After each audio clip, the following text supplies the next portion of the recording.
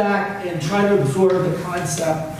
And I really invite you, if you want to, just go out and play with it. So Google Forms, by the way, the PowerPoint, and to set the stage, last week Charlie talked about OpenOffice, which are free Microsoft Office, how should I say, the same applications but free that Microsoft Office has. Well, in a couple of months, I think we're going to see what Google has. Google Docs, Google Sheets, okay, the same, again, free. This is, again, a free tool that's offered by Google, and all you have to do is have a Gmail account, which, by the way, is free, so we'll get to that. So my goal is really to spread the word. It's almost like I'm an evangelist on this thing, because I really think, I've seen its versatility over the years, and Dan introduced me to Google Forms. I had never heard of it a couple of years ago. And that's my goal, and again, to spread the word so more people are using it. So I don't always get called on to do this, quite frankly. So what is it? What can I do with it? And finally, we're going to create one. Well, it's an easy way to collect and organize data from groups of people. And that's my definition. People think of surveys. Well, and some people, there's a negative connotation of survey. Oh, darn, I have to do the survey. What is a survey? It's really gathering information for specific purposes. Well, I would say Google Forms is beyond that, as you're going to see in a moment. Now, the advantage, because it's electronic and it's automated, entry errors are minimized. In other words, if we send out a survey, well, our website feedback, a lot of you participated. 968 people responded to that. Now, if I had 968 forms to collate, we'd still be here. It's done automatically for you. So even if you have 10 to 1,000, there's a huge advantage. It minimizes that compilation time and entry errors. I'm going to go back to that because time and again, if somebody's keying it in, by the time they get to the fifth, there's all likelihood they're going to make a mistake. And how do you catch it? All right, and responses can be reviewed in real time by the decision makers. I'll show you an example of that the board has access to. Okay, so what can I do with it? Basically, you create the online input form. It automatically generates a chart of responses. You'll be impressed at what you get out of the box, right? And the next step is with one click, you'll automatically generate a spreadsheet that can be accessed by whomever you choose, okay? So now form distribution. There's a couple of ways with this. One is you can, and it gives you all these options. And I'm constantly learning as I go about some things. So while I probably know more about it than most people in the audience, I'm not going to say I'm the expert. But the web page is one way. So you could, if you have a web page, if you're the owner of a web page, you could actually embed the form on the page. What do I mean by embed the form? I mean that you see it as the form, okay? Not just have a link. Alternatively, you could put a link on the web page that you click it and it takes you to the form, okay? Email, supposing you're not playing with web pages, well, you can email, again, an embedded form to the individuals. You could embed a link within the text or an attached document even. So you could have a document that you create or put a link in that. If you don't know how to create links, at some point we probably need to teach you, but it's a really simple thing. But you click on the link and it takes you to the form. And the other way I say is you could send an invitation to complete the form to people if you know their email addresses, right? So, and the third way, which is going back, it's like to the horse and buggy days, you could print the forms. Now, there are people, and God bless everybody, not everybody is as computer savvy, and that's understandable, and you still want to know what they think about different topics. So for those people, you could print the forms and distribute it to them and then get it back. Your challenge then, hopefully there's not too many people, But then you could use, as if you were the user, you could input from the paper through the form process to avoid the errors, get it all compiled. Does that make sense? Now, form creation, you're going to see it's divided into sections where you could put a description in, the title, and we're going to play in that sandbox in a minute. And within the sections, you have your choice of questions. And it gives you multiple choices, which is a choice, but multiple opportunities, let's use that, right? So text boxes, short and long, multiple choices. By the way, if you choose to do multiple choice, you can then, based on the answer, send the user to a section, so they don't have to do through everything. And hopefully we'll get to an example in a minute to show you what I mean. By the way, if you hand somebody a paper form, you obviously don't have that capability. Okay, you could write on it, please go to this section if you answer this way, but you don't have that capability. Checkboxes are different than multiple choice. Checkboxes mean you can choose any or all within the range of checkboxes, right?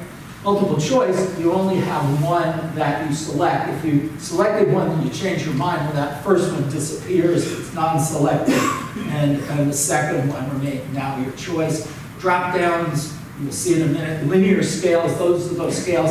Rate this from 1 to 5, 1 to 10, whatever. Grids are like a combination of those. And the cool thing is you can validate responses. So if you're asking for somebody to put in their email address, you can set it to that. If they put in, I don't know, abracadabra, but forget to say @something.com, it'll stop them. It'll say, wait, you need to put that in. So it's looking for the @ and the dot in that example.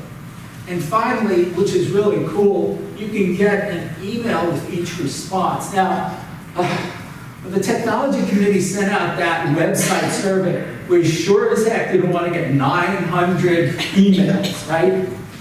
But that's you could do that if you so desire. And not only that, the email will have the responses. So let's say you're reaching out to your constituents, whatever they may be, or the broad market, and you want them to find out, like for marketing, it pops into my mind. You want to find out if somebody wants to come here and take a tour, and then you want to provide that to them. So you have a form on the marketing website. Well, you could go back every day and check the database that I'm going to show you, the spreadsheet. But wouldn't it be cool if you got an email when you get a response? And in the email, it tells you, I want to come on Saturday, April 3rd, or whatever. Notice you'll see that information rather than having to go to the email. So these are the kind of capabilities. And how much does it cost? It's free. Okay. So these are a couple of examples, and I want to good. These are some that I put together over a couple of years. Computer Club surveys surrounding our website vendor evaluation process. We sent surveys out to some of the other over 55 communities that we knew of and asked them the same questions and got feedback that helped us narrow it down. Then once we found the 3 vendors, then we used the tool in that process as well. I'm not going to bore you with that. And then resident training, resident comment forms for board consideration.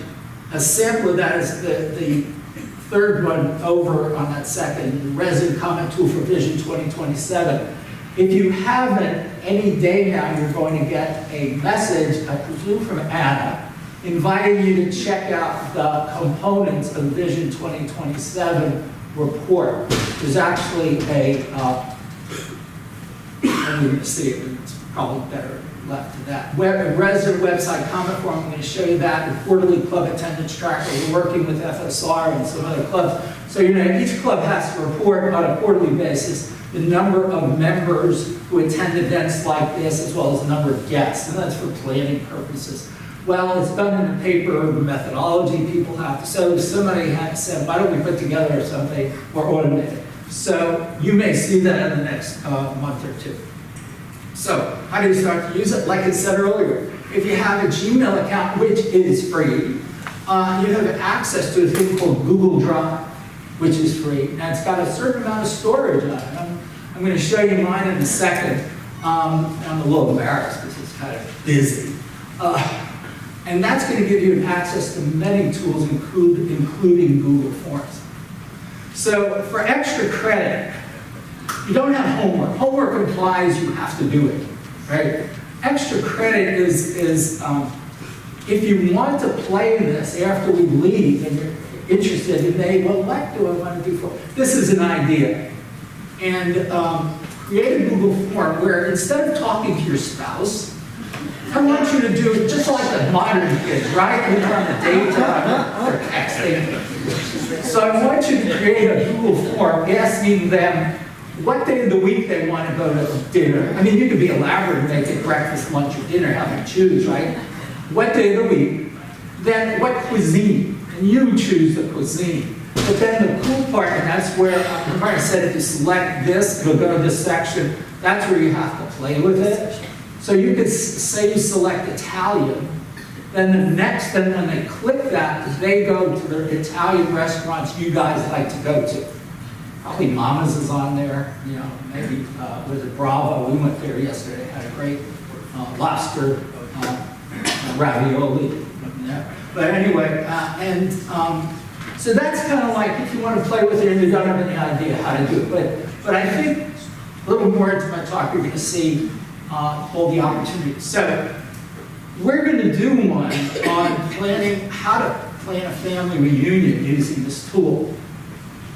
And it's going to pull our relatives regarding things as location and activities. Okay, so are we ready? Good, stellar doors. Now, if I go, you see my email now, this is one of those things, do as I say, not as I do. I have about 1,000, at least what? More like 2,000. You don't want that. But you see these little dots? See that up there with that hand, the hand with the wood finger? Okay, that's where you click and you get these drop downs, and among other things, you see your YouTube, Play, News, but Google Drive is in the middle. And actually, if you go, because of time, because I wasted that time, I'm not begging, if you go way down, it'll actually take you to a web page that explains a lot of this stuff. So I would encourage you to explore. So if we go to Google Drive, it's going to open my Google Drive. And you're going to see a bunch of stuff here, like I said earlier, some of which I want to go to create a Google form. I'm going to go to New. See up there on the left, the blue bar. I'm going to go down to, I can create docs, sheets, slides. Those are the word processor, the spreadsheet, and the PowerPoint equivalents. I go to More, and I slide over, and there's the option for Google Forms. Now, the other thing, if I slide over to this arrow, you see a blank form or from a template. Now, we're going to do it from a blank form. But let's look at templates, because I hadn't played with these, and I looked at it, and there's some cool ideas. So, for instance, if you're an RSVP, this is one where, think of it, if you have an event, and it's going to put in based on, so you send it out electronically, you're going to know who's attending, other questions. Obviously, you can play with it and change it. That's another one. So actually, again, in the interest of time, we should be okay. Let's just go to a blank form. But they have RSVP, party invite, contact information, T-shirt sign up. I don't know what that one is. But again, it's fun to explore. See, maybe it's something you could cannibalize, change, and use as a template. But if we go to a blank one, so let's call this, you see what pops up before I start writing it. It pops up where questions, you see the blue or the purplish line under questions? It's kind of, unless you understand it or have played in this, it's very subtle. But that means questions is selected. This is the screen where you're going to create your form. Once you send it out, responses will be populated by those responses. And not only that, you'll have a number next to it Even if you're looking at questions, you'll know whether they're 3 or 100 or what have you. And then you'll click on it and it'll give you a chance. In fact, let's see if it brings it up. No, we'll have to put something in to show you something. But you'll either single, so you can look at each one, or the composite. And actually, one thing I don't want to forget is go back to some of these composite. So let's call this our reunion. So I already have two. And untitled question. Now what it does is based on the question, it kind of tries to suggest what kind of question you want. For instance, if I put, say, family, see what it did? It shows a short answer. And if I click that drop down, these are all the choices I have. Maybe I want it to be a checkbox or a multiple choice, because there are only 3 families that I'm surveying, right? So you could do it that way. That's what multiple choice would do. A paragraph, that's what we'll use for common fields. And drop-downs, checkboxes, file upload, I've not played with that. There's also a date or time. So let's keep it as short answer. And now we have a choice. We could, I use this a number of times. If I like the question and I just want to change variation, so let's do, say I do a scale, how useful was this on a scale of 1 to 5? The next one is, how likely are you to use it on a scale of 1 to 5? Rather than create that scale, I could just copy that question. That's what this indicates. And again, if you hover, usually, you'll see the, what does it say? Duplicate. Okay, that's a copy, of course, trash. This, do you require this field or not? These 3 buttons, whenever you see buttons, it pays to look at them. So this is a description. You could describe what we're playing with here. A response validation, let's look at that briefly. And it depends what the field is, but we could require that. Let's say we wanted a count. I did this with attendance tracker. I made sure that you had to put at least a 0. 0, so you could alter, in this case, text, length, regular expression. Text, you have choices like I said, email address, you see here? So if I was asking for an email address, I could put in validation. So if somebody just puts in, mine is rakolak1@gmail.com, if I just put down rakolak1, it's going to flag it and it won't let me go on. That's what response validation is. So we're not going to need that. But now let's put in a couple more questions. So this plus is add a question. This is more add title or description. This is for a picture. That's for a video. I haven't played with that. And that's for a new section. Okay, so in my homework, in the extra credit, remember I said, okay, so by cuisine, you want to go to another section. That's what you're going to do. You're going to create a section for Italian, for American, for whatever you want. And based on the multiple choice, and I'll show you that in a minute, you'll be able to hop right to that. Okay, so somebody doesn't have to fill out, I prefer Italian, American, Asian, when you really only want Italian. Okay, so but before we do that, let's add another question. And you notice it defaults to multiple choice, and that might make sense. So let's say I want to find out where people want to go. Do they want to go to the shore? Do they want to go to the mountains? Do they want to go to the theme park? So this is where we would put that. So let's say where to. And now this is the cool. So option 1. Now what a multiple choice does, it's going to force me to choose between those that I put. So is this the best choice for the kind of question? Any thoughts? Exactly. So there are a couple of options. There's 2 options to do that. So you could choose checkbox. The checkbox will allow me to check as many as I want or not, unless unless it's required. So let's say, and then we click the tab, and let's say each.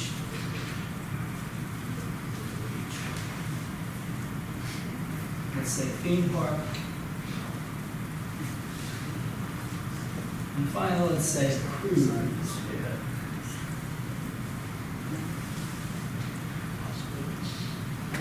And then we can click add other. And other is cool because if somebody chooses that, it automatically provides a field where they can type in what they need. Okay, so we've done that, and with the understanding that people are probably you'd like to know what places. Now, to me, and from my background, I prefer having one of those scales. So I know how important this one is. And I don't know if we have enough time to show you, but it's the similar concept. So let's see if it'll keep some of this. It may just delete it. So if I do a linear scale, okay. Yeah, I'm going to have to put them in again. That's cool. It defaults to 1 to 5. Some people talk about it's better to have an even number because you're forcing people to decide the 1 to 4 is more negative. I'm not 1 to 4. 1 and 2 are more negative, and 3 or 4 are more positive. And then you can label them in no way.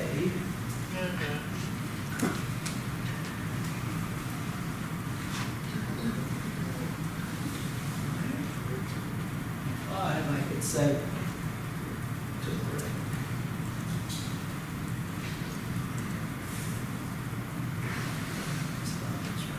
so those are the required. That's the labels for the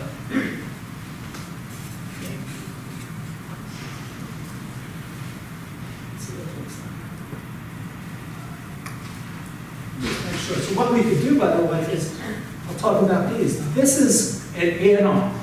This is the piece where if you want to get an email notification, you set that up. And there's a premium version, but you get a free version which does what I described, where you get an email and results of the survey. This is where you can choose, it's like a palette, you can choose a different color. You can choose a theme. I'm going to take the first theme that's here. Oh, let's put the guitar in. Give yours a little more panache. This eyeball means let's take the form. So this will let me see what it looks like. So where to? So this is no good because I got to put answers in. So I go back here. You see this little edit? That's where I make the change. So now I'm back to the questions. I know it's questions because the response is a question. And I'm going to,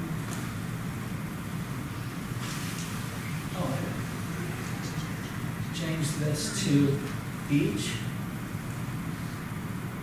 And what we're going to do now, because these are just the nature of this beach, so it's a little more complicated. Remember I said I'm going to make a copy? So I'm going to make a copy instead of beach, that I'm going to call it mountains.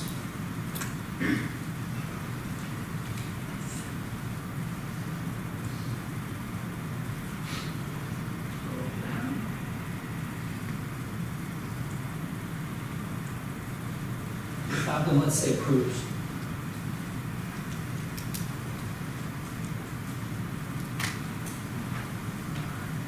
Same linear scale. So now let's look at it. Okay, so each, no way, I mean, it's the same numbering, right? But now we have a question for each of those. All right, so in the interest of time, because I want to show some other stuff, what we could add to it, and I'll show you another form we played with.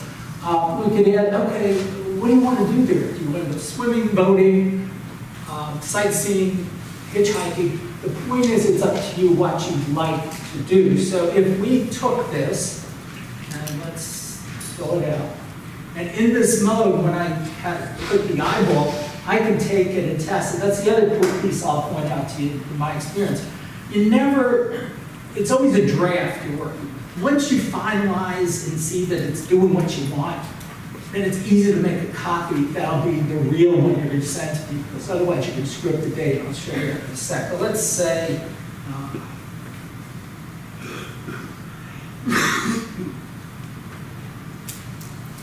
way. Now, I didn't make these required either. And we're just going to submit it. So you see, reunion 2, and it's submit another response. I could do that now. You can set up, and there's a box I'll show you in a minute where you could set up whether someone is allowed to do that or not. But let's go back. See there, and you see over here in our responses, there's a 1 there. All right, so now let's see my responses. Okay, so beach is coming in low, mountains. You can see you get the bar chart. I didn't do anything, right? And it's even more impressive. I'll show you on some of the ones we've done where you get pie charts and you get all sorts of fancy stuff. You could use this for a voting tabulation. I think, Ted, I think you used it for the tennis board. Yep. And you needed 5 people, so you had a choice of maybe 7. And it gave bar graphs, so you could rewrite it off at who were the top 5. Now, the other added thing too, if you scroll to the top, you see this little Swiss flag? Okay, that allows you to put this in a spreadsheet. And the first time you do it, it says you create a new spreadsheet or add it to another one. Now, you notice I don't have a title on this puppy, which is okay. You want to entitle your form. But it automatically generates this spreadsheet, which is basically Google Sheets.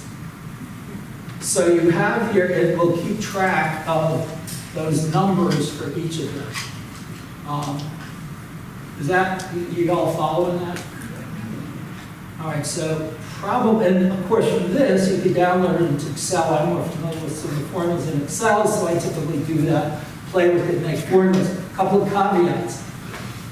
Okay, if you say you're playing, you say, well, I don't have to copy it and make the draft. I'll just delete the rows. Well, deleting a row here will not delete it on that bar chart, that one I showed you a second ago. Let's go back to that.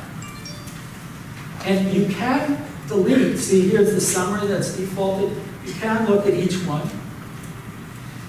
And you can even delete each one. But when I tried to do that, it didn't put it back into the spreadsheet or so. So I had to recreate a spreadsheet to see it. I could. So the smartest thing, the simplest thing is to make a copy once you're satisfied with the form. So much I don't want to miss for you guys. All right, so best way is to look at some of these things on top. Okay, so now how, okay, let's look at settings. Settings is, you want to collect email addresses. If so, if you check that, it's going to say you got to send, you're going to have to collect them, ask that as a question. I've never done this. Okay, so it could be that by selecting that, it will automatically throw that field in. I don't know, I haven't played with it, so if one of you wants to play with it, maybe next time you can tell us. If you want to limit to one response, you're going to have to require sign-in. And so the people responding need to have Gmail. We don't usually do that. Respondents can edit after submission. I never say that. They can see the summary charts and text responses. So it depends on who you're playing with, right? If you're deciding, okay, we're having this lunch and I need dessert, appetizers, and entree, who will get what? You have those choices, right? Then the respondent may want to see what the preceding people chose. So think about that. Presentation. This is showing progress bar. I always show progress bar. Why? Because in some of the negatives about forms is, oh my God, I just had to answer 10 questions. If I have to do this for another 10 pages, I can't survive. If you see that that's 50% of the form, you're more likely to go to the next page, whereas if you have no idea, you may not. That's why you can shuffle question order if you think it's useful. Show link to submit another response. Again, we're not going to do the confirmation message, there's a default here. So when it's finished, it says, your response has been recorded, you can type anything else you want. Looking forward to our reunion, hurrah, go Hoya Saxa, whatever. And then quizzes, that's really if you're doing it for quizzes. You say that, what else do I need to show? Oh, send, pretty important, right? So, this gives you several options. You could send it via email. So you put in the email address as the subject, and this is what the message will be. You can include the form in the email. Like I said, it could be embedded. So if it's a short form, you don't want people having to click on a link, and some people are aware of that, you can have the form in the body of the email. That's what that means. This symbol is kind of like a paper clip. That's the sign of a link. So you could send this link and shorten it. It's a URL. It's where, by the way, where is this sitting? It's sitting on my Google Drive. It's mine. This data is mine. Okay? So that's a thing to bear in mind with your clubs. You may want to have a club Gmail account to use and have more than one person access to it. Because right now, Bob Kolak does a hell of a lot of things that obviously I'm sharing, I don't care, But it also just makes sense in case Bob Kolak's on vacation, you don't have to try to get hold of me to get permission.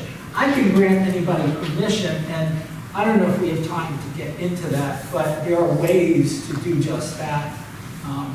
So if I wanted to embed it in my email, I can copy that, send an email to somebody, and click here, and then click here, and then open the form for that. Okay, does that mean some of you, I'm not losing 2 minutes. Good. I'm going to say, okay, what I do. Or what you can do if you're doing a link like that, you can just click on the URL up top, which a lot of people do. Yeah. Another way to embed it. Different way to embed it. Whatever you're used to doing. That's what's nice about Google. They always give you different ways. And the other thing too, down here at Collaborators, you can set it so that people have different levels. That's not available. I don't know what it is. But you can have different levels. Oh, here it is. Here we go. So people have different levels. That's really weird. Whether they collaborate means that they can edit the thing. So if you're working on a team, they can make changes. You can have it so they can only view it. Or I think the other one is comment. What I do want to do, that's a quick view that shows that. I want to go to some of these things that we've done. All right, so this is, and I probably need to sign it. Remember I talked about Vision 2027. And those guys did a lot of work. They have a lot of reports, and they'd like your input.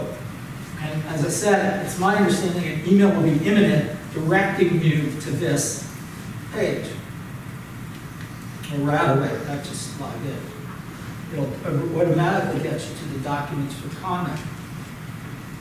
So when you create a link, you can link to my form, but you can go to this page which has a repository of, see those two tables? This is what Bob was doing last weekend. Basically, I create a very simple form, comment form, really only 2 questions, got some identifying information, but then I made copies. And I adjusted the copies to reflect executive summary, government, and finance. So, and then what I did is attach, so if we click on the executive summary, it comes up here, and if I scroll, there's 13 pages of this puppy. And at the very bottom, you see here, click here to provide your comments. If I click there, it takes me to this Google form. And because I created it, I have this editor option. You won't have it, hopefully not. You should now, right? So you're asked to fill out a little identifying stuff and the preferred method of contact. And what that does there, if you don't want to be contacted, it takes you right to a scale and comment option. If you do want to be contacted by phone, it takes you to where you fill in your phone, not your email, and vice versa. If you click email, they'll take you to the email. So that's your side of it as a resident. Now, this is part and parcel of, let me close that, of the board. By the way, the top ones are the ones you can comment on. The other ones are appendices that these guys worked with, and they're up for your review.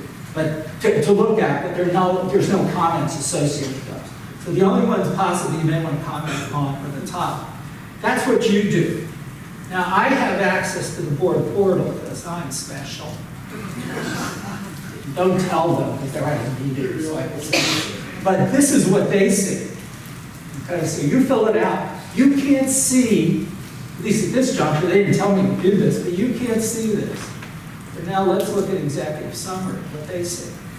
There's their spreadsheet, real time. Now, so far, without that email announcement, I think Pete Gerber sent out a GIO newsletter and he referenced this.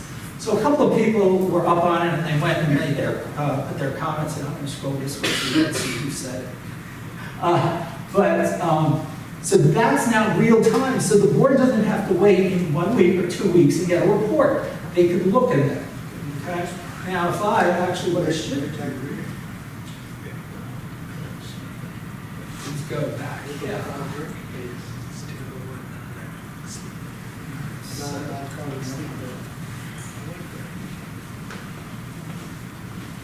So let's pull up one more. Again, I'm going to show you because I have an editor function.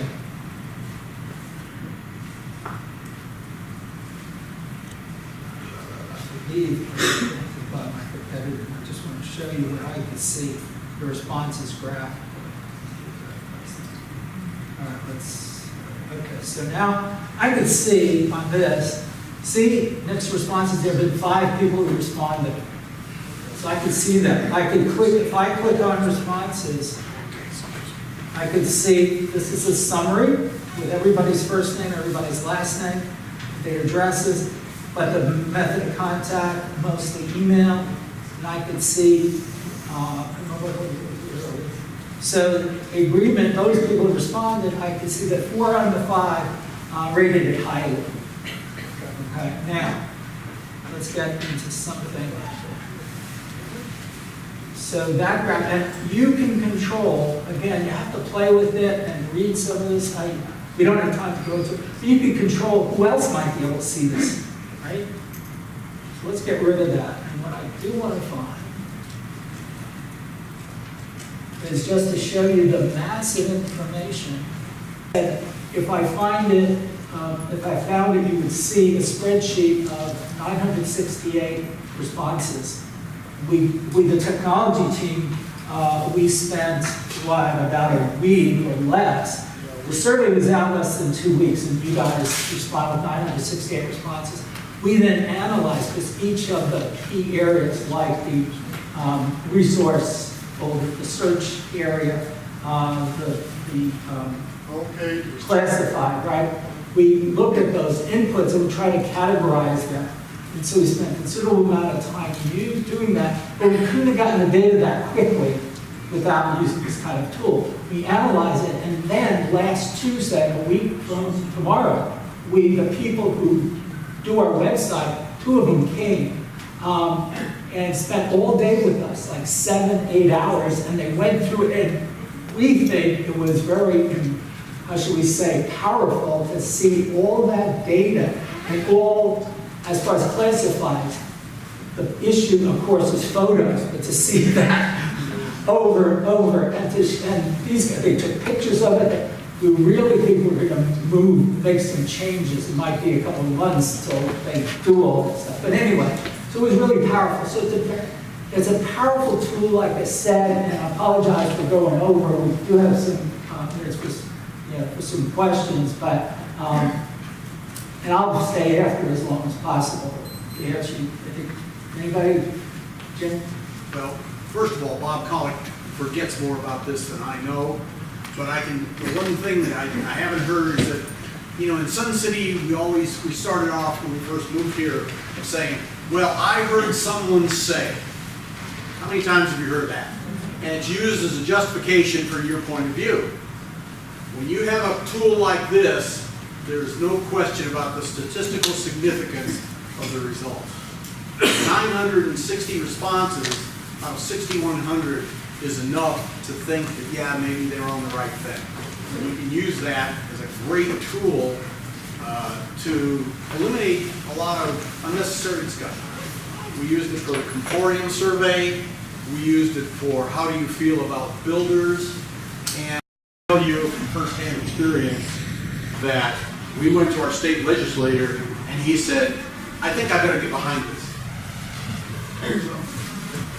Any other questions? Yes. Do you have time to do a quick, the if-then approach? If you answer yes to this question, then don't answer the Okay, later. yeah. You have to answer this question. You can't do it with this construct. You can't do it with the scale. So let's add another section, and we'll call it different. And instead of doing this, I'm probably going to need to get rid of it. Let's see what happens if I try to go to. I want to go to multiple choices. Well, all right. So what it's done is it's changed this one, so I'm going to say instead of these, I'm going to say pitch. And now I'm going to have option, so this time I'm going to put feature here. That's what I'm going to have. You click on beach, and down here, there's two dots. And the content, by the way, changes based on the kind of questions you see. What popped down there, show description, go to section based on answer, shuffle, option, order. Now, realizing that I don't have another section, so let me throw a section in another section, right? So Bob, are you saying that you cannot put multiple choice in one section and scale in another section and different types of answers in each section?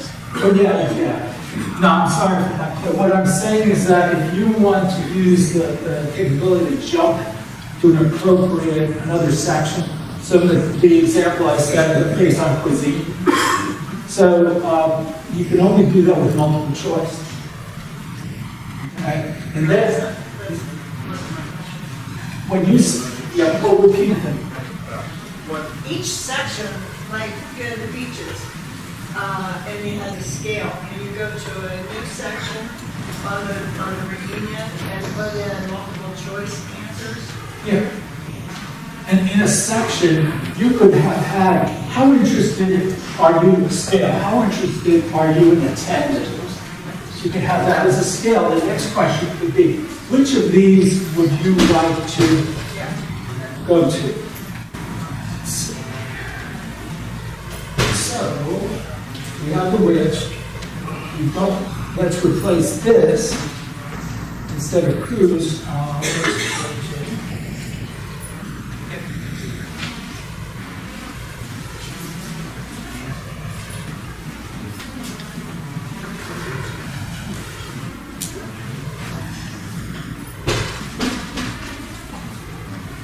So I changed this and oh, well, that actually worked. Now what I can do is see these little thingies, how my cursor changed to that 4 arrows. I can drag this now. And I can put it above it. So right, so the first, so I'm gonna, so different was the heading I chose, but here is, I put in the family name. And I could merge, it looks like there's 2 sections. Well, I can, if I look at this, I can get rid of the heading. And if I click, where is that? Drag it.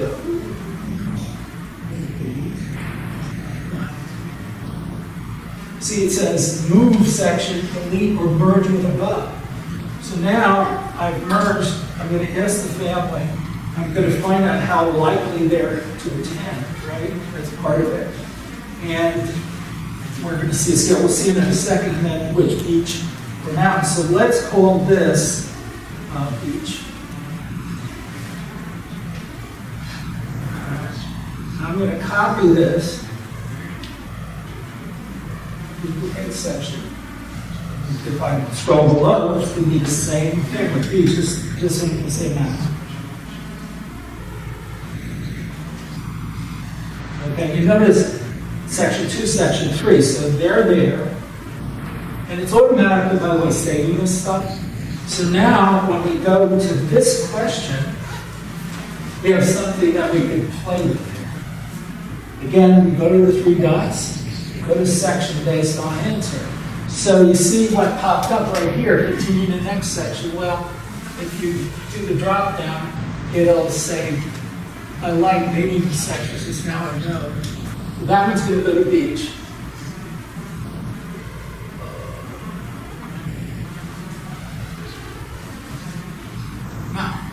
Now, so let's test it. Oh, it says. All right, so, and for our purposes, let me just start from that. Let's say, oh yeah.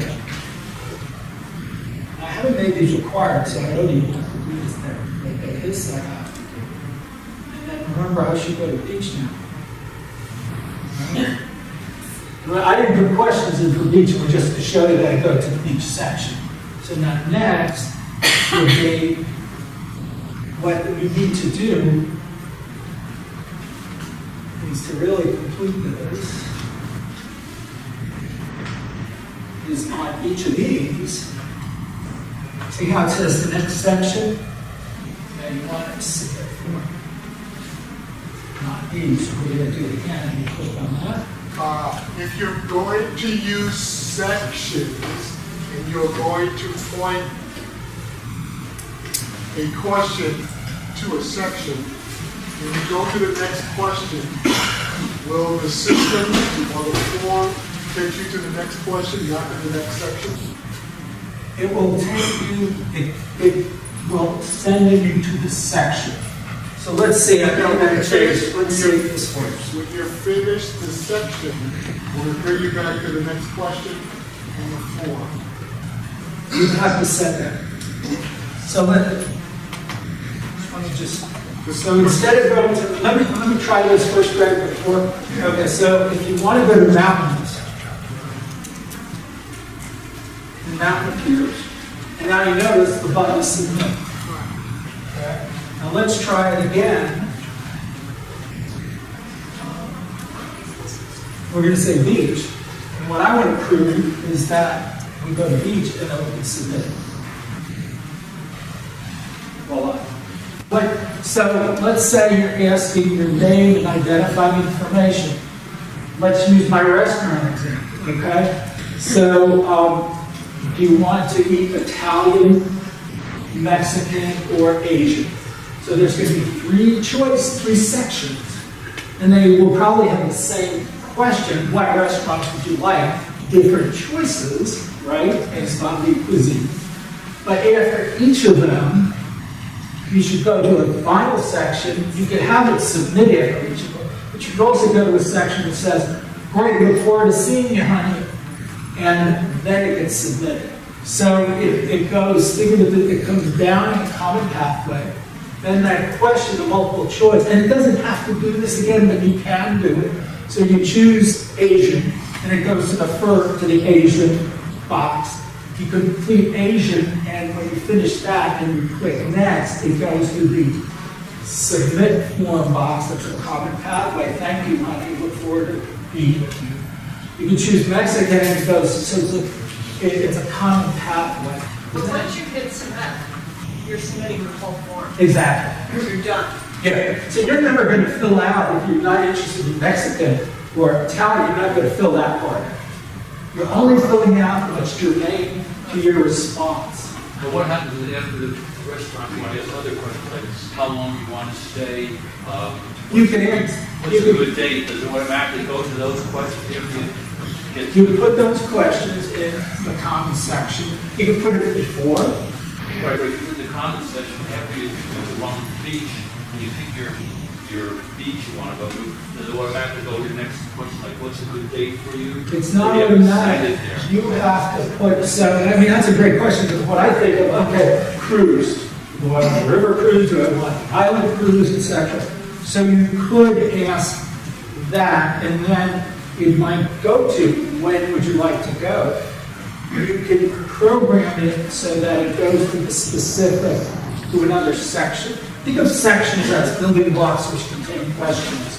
And so if there are common questions, then when you branch, you bring it back in. Does that make sense? Yeah, I know what you're saying, but I'm not. Play with it is what they're. Jim, I think you're here as a person. Yeah, well, the thing is, Bob, the problem I ran into is that submit it seems to be too final. If I wanted to go, and I've got to do this for my own family, is to say, okay, I've got 3 choices here. Maybe everybody is going to get their second choice. How do I know of the 3 choices? One to say, I'll never go there again in my entire life. One says, yes, I own the place, I want you all to come to me. And number 2 says, yeah, but I can put up with this. If you go and you've got to submit at the end of that multiple choice, are you out? There's no way to get you back in. It's up to the creator, first of all, whether you branch at all. Right. But I'm saying, how do you get Once you back hit to it? submit, you're done with that Yeah. survey. You're, And you control that, Greg. and you- Since he didn't have another question, that's why submit came up. But since you're getting started with this, be careful when you start branching, because you can get discouraged branching and figuring out where I was and submitted. You have to look at what am I trying to get from the person I'm trying to get it from. Before you start branching, okay, we're going to go to the beach. Which beach do you want to go to? But Yeah, I wouldn't try- branch too far. Try to think logically down. I want to know this, I want to know this, I want to know this. You can write questions to yourself on a piece of paper, depending on how you like to communicate with yourself. Or don't start to branch immediately when you don't necessarily have to. Right. Level 3 is wine quality, how to buy a bottle of wine. Go through that. Okay. Yes. Yeah, okay. If I wanted to create a survey, actually I'd like to create a survey for my pod, and I'm in Google Drive, created it. How do I get it into the SCC site like you have for before? There's a couple, first of all, do you have an email list of your pod people? Well, I'm an administrator, so it's in the SCC. I don't have 134. Yes. Now I you have can get a access. link onto your email list to everybody here. Yeah, you can put it on. But if I want to put it on our page, because we have a page, You can do that too. how do I You go into the page settings. Well, who else? I mean, I'd be happy to try to do that. In the very beginning, you showed how to create that short URL. You can copy that on your webpage. So you, the send button, what you do is, see it, Jim? Okay, the send, let me do over this. So here's your form. Okay, so here's your form, right? And the send button is your control, how you're going to distribute it. And this is the email, so you have to have the email list, right? But if you want to put it on the webpage, you're going to do the link. You'll do the link or this. This is HTML. And I wouldn't recommend that for most of us. But the link is, this is what, and it's similar to very similar to what's up here. I'm not going to guarantee it, but you want to shorten it. It's just that much easier. And you see this copy here? And it's also highlighted, so in Windows, I do Control-C to copy it. Or you can just copy it. So it's now, see down here, down on the board. Okay, so let's go to a Word document, and you do the same thing. And like I said, this is something really important. Most people. Okay, so this is, let's say I want to see this word summary here. So I highlight summary. And you could do the same thing on your web page. You highlight it, and then in Word, I go to Insert, and Links is down here, and I click Links. And that means a hyperlink. There's a bookmark and a cross-reference. Those are within a document, but hyperlink is for web. And it automatically brings this up. And it automatically has the cursor at the address. And what you're going to is a URL, which is basically a web address. So is the cursor's put, you see it there next to address? So I'm just going to go Control V. Voila. There is that link. So let's see if it works. All right, so theoretically, I should now go, and you see how it looks different? So in Windows, I have to touch Control, and then I click it. Control means paste. Well, Control click is the music link. Control V is exactly its paste. But this is now, I could have sent that Word document to anybody, and they would just, you have to tell them, click here, you see it takes me right to that form.